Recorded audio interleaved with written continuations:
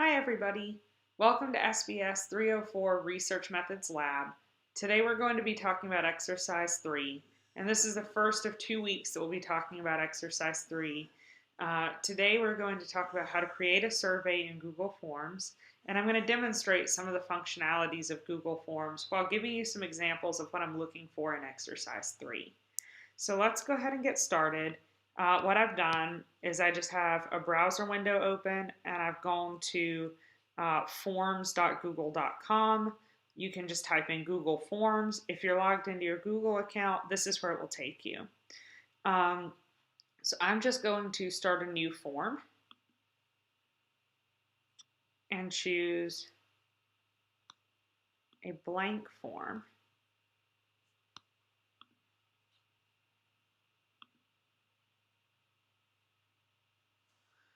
Now I have an untitled form, and keeping with the example that I used in the assignment document, I'm going to call my form Stress and Anxiety. So here stress is going to be my predictor measure and anxiety is going to be my outcome measure. So I'm going to type a form description in which I will discuss the purpose of my research, risks and benefits to participants,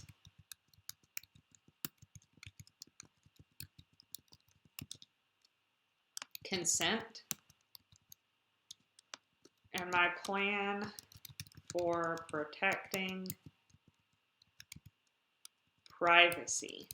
Now, I'm just listing what I'm looking for, but you're actually going to write a few sentences about each of these things. So this is basically going to function as my consent document.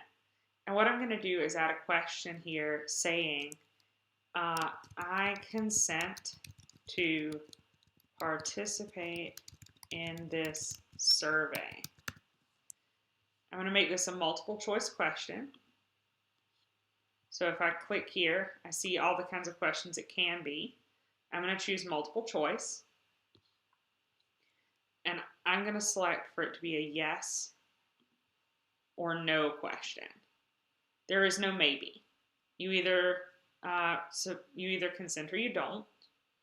It's a required question. And I actually want to kick people out who don't consent for obvious reasons. Somebody could accidentally say, no, I don't consent, but then go on to answer the questions. And then it's unclear whether that person consented to participate. So I actually want to choose this option. So if you, if you look down here, if you click the little, I'm told this is called a hamburger. If you click the three dots, you can see the option to go to section based on answer. It's the second answer down. And if they say yes, I want them to continue to the next section. But if they say no, I want them to go to submit form. And that's all. Now, I want my consent to be in a separate section from the rest of my questions. So I'm going to go down here and add a section. I'm not sure if you can see if I can adjust my browser window so you can see what I'm clicking on.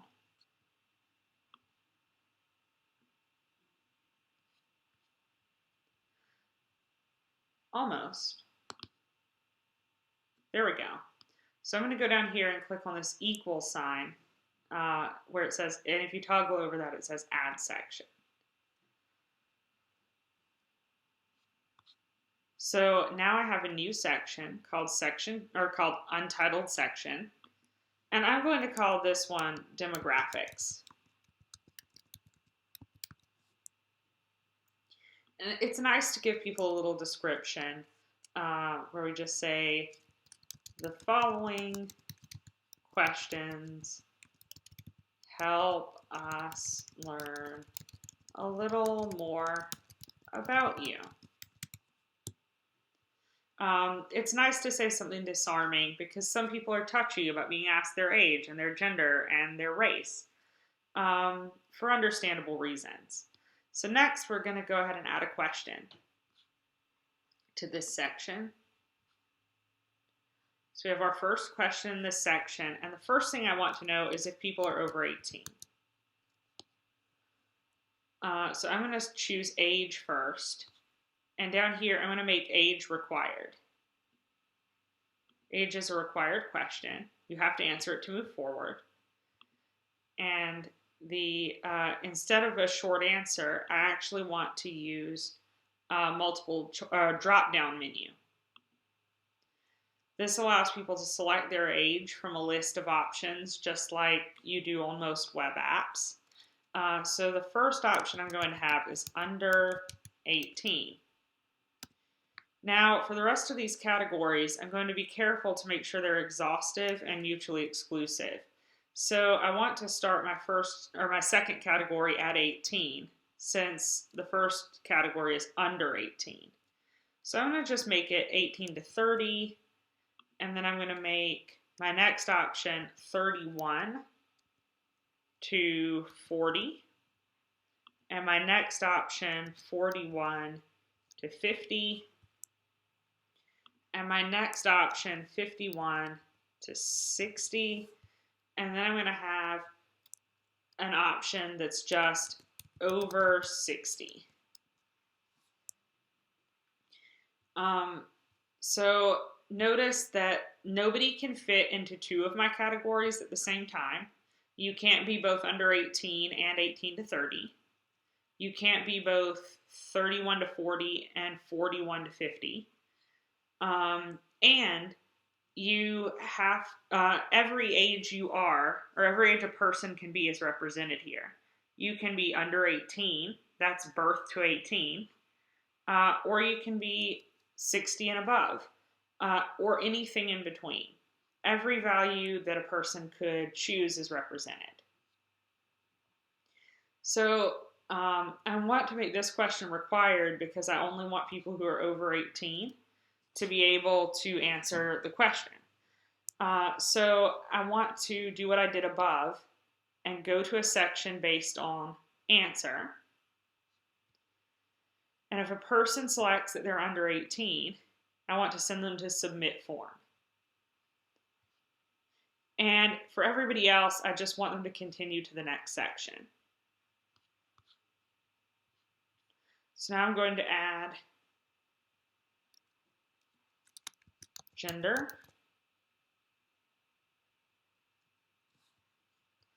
And I'm just going to make this short answer. People can tell me whatever they want to tell me. And if I decide I need to categorize people later, I can do that. I'm going to add another question about race, ethnicity.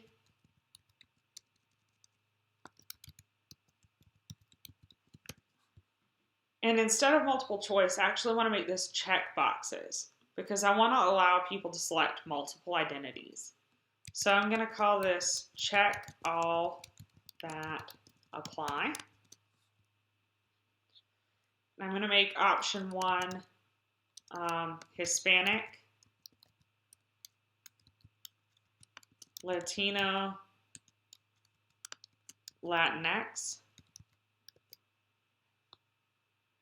I'm going to make the next option Black African American. I'm going to make the next option white. The next option Asian.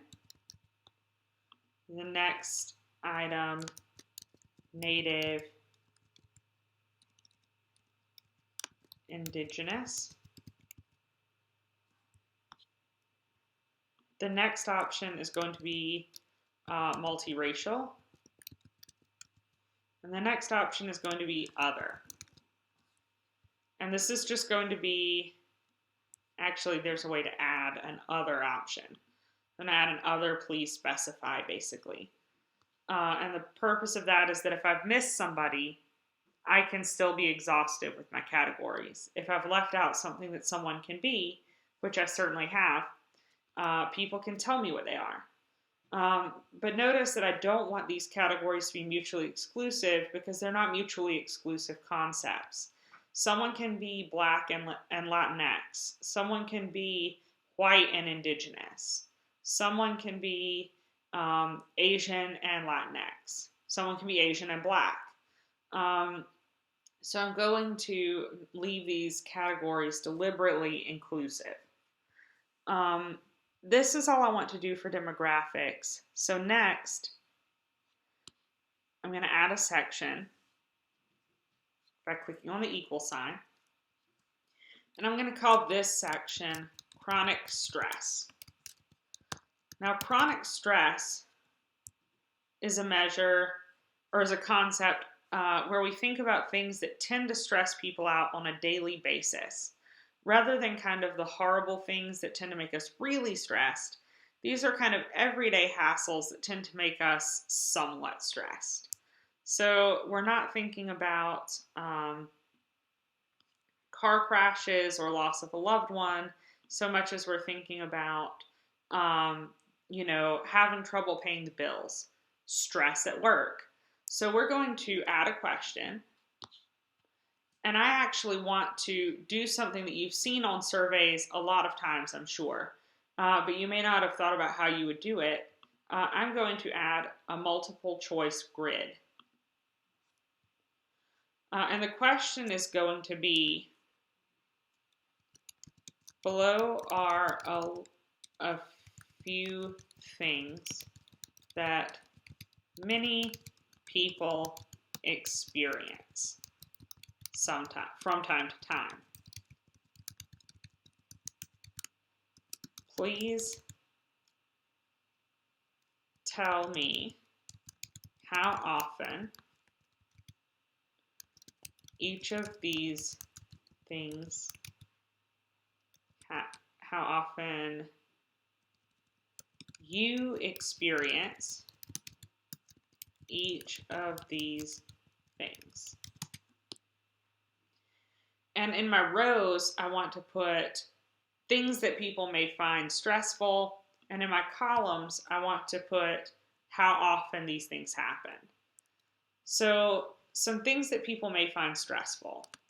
I have trouble paying my bills. I argue with my romantic partner. Now, we don't want to just list things that are stressful because we don't want to prime people to talk about just negative things or to say things are worse than they are. So one thing we can do to improve the validity of our measure is to include things that are positive, things that are the opposite of a stressor. So I might think that having trouble sleeping at night would be a chronic stressor. So instead of saying it that way, I'm going to say the opposite. I'm going to say I rest well at night. Now I'm going to add another stressor. I have trouble with my vehicle. Now I'm going to add another positive one and say I get along with my coworkers. And now I'm going to add another one. I feel, instead, how about I don't have time to do the things I need to do. Okay, we've got 6 items that relate to chronic stress. And now I want to know how often each of these things happens to the respondent. Does it happen never? Does it happen rarely? Does it happen sometimes? Does it happen often? Or does it happen all the time? So these are my answer choices. And notice that I've chosen an odd number. I've chosen 5 answer choices for each item. And that's because I want people to be able to choose a neutral option. The third option, sometimes, is pretty non-committal. If you say, yeah, I argue with my romantic partner sometimes, who doesn't, right? That's a very non-informative answer. It's a neutral choice. Sometimes you don't want to provide a neutral choice. Sometimes you actually want to force respondents to take a side. If that's the case, then you should choose an even number of answer options. So I want to show you what this looks like by previewing the survey. So I'm going to scroll all the way to the top. I'm going to choose the 3 dots, and I'm going to choose a little eyeball that says preview. And now I can preview my survey. I've got my consent item. Go into consent to participate.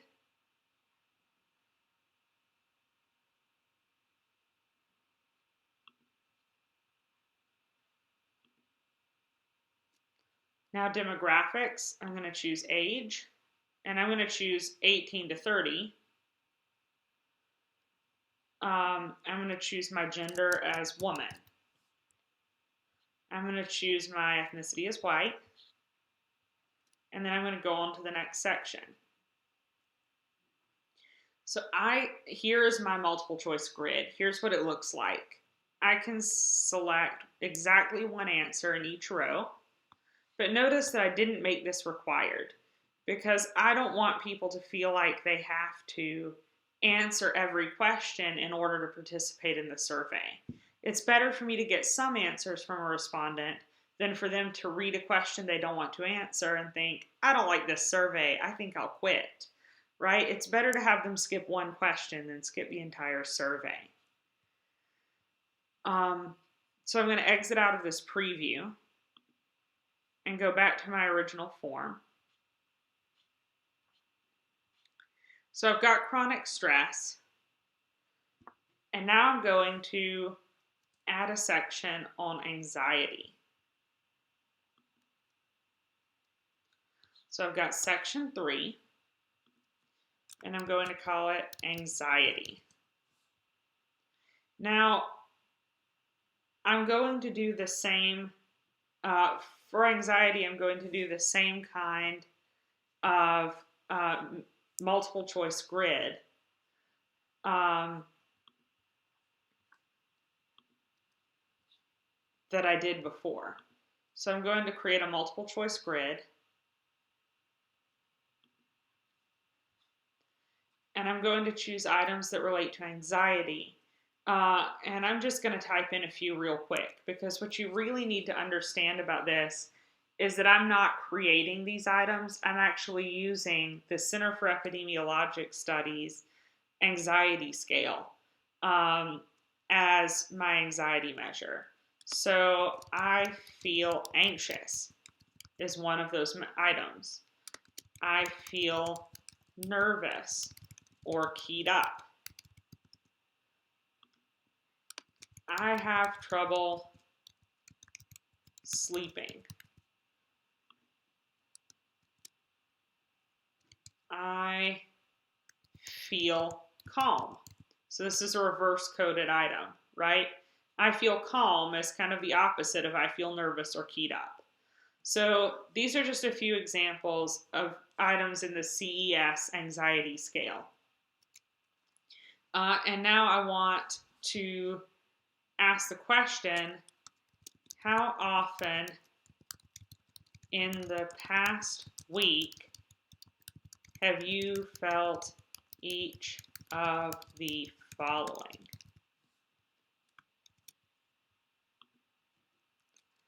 And I want to do exactly the same thing I did before. Never.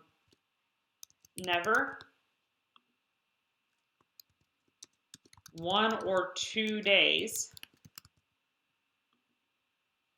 Remember, we're talking about the past week. So here we can have how many days? 3 or 4 days.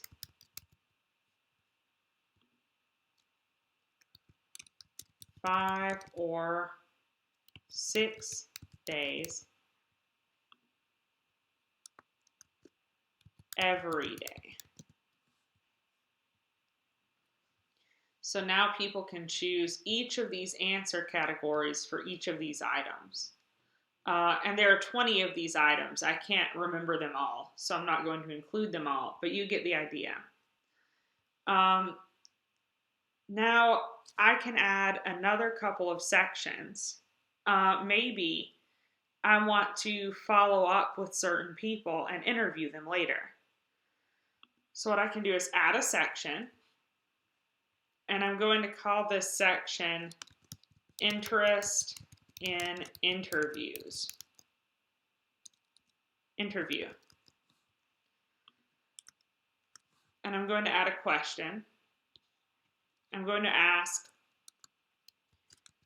are you interested in being interviewed about your experiences with stress and anxiety? And I'm going to make this a yes/no question.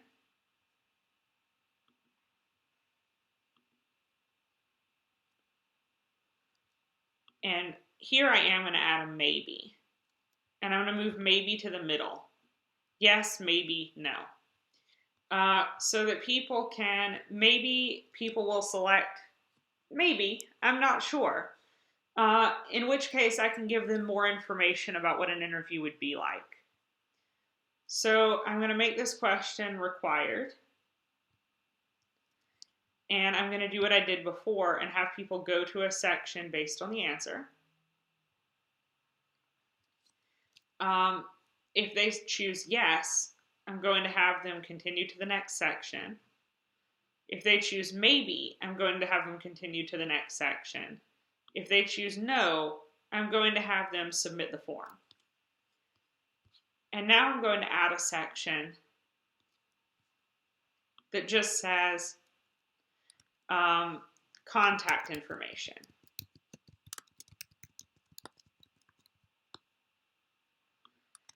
If you are interested in learning more about being interviewed as part of this research, please provide your contact information below. So then I'm going to add a question. And the question is going to be first name. I'm going to let that be short answer. And I'm not going to make it required. I'm going to add another question. Email address. I'm going to make it short answer. And I'm going to enable the email. I'll show you more about the enable email collection setting later. I'm going to make this a short answer question as well. And of course, it's also not required. And now I want you to notice that it's possible to do things like add a video or add an image or add a title or description. It's also possible to import questions from other forms. So if you've created a survey for another project, for example, and some of the same questions would work, you can actually import those questions. Keep that in mind because it's possible you'll want to use some of the questions you create here for your senior research. So now I'm going to be finished. This is the last bit of information that I need to collect. And I'm going to preview my survey one more time just to see what everything looks like. Preview.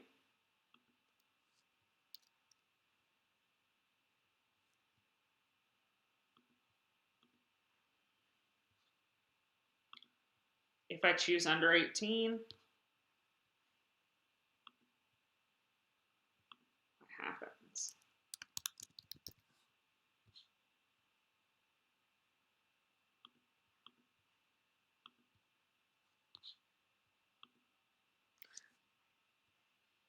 Okay, so it lets me complete the demographic information, but then prompts me to submit the form.